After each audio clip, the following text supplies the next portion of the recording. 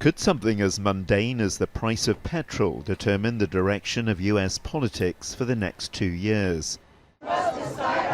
Or will the recent decision by the Supreme Court to curtail a woman's right to abortion be the decisive factor? The parties have drawn the battle lines.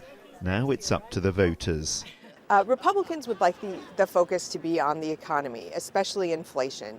That's the issue where the public is most concerned and the numbers are the worst, and that would be good for Republicans.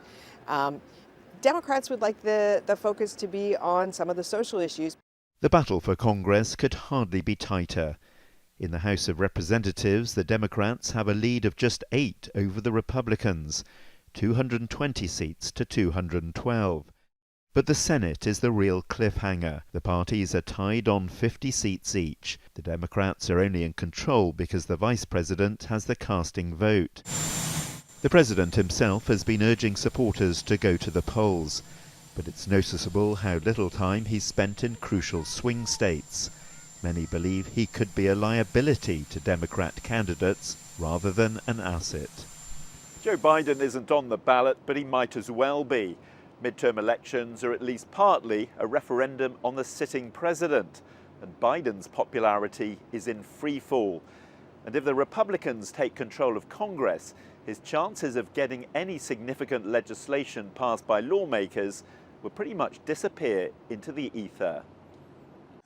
But that isn't the only reason these midterms are seen as so important. Was the corruption that took place in that election, which was massive. In an echo of Donald Trump's refusal to accept the results of the 2020 presidential election, dozens of Republican candidates have indicated they won't concede defeat.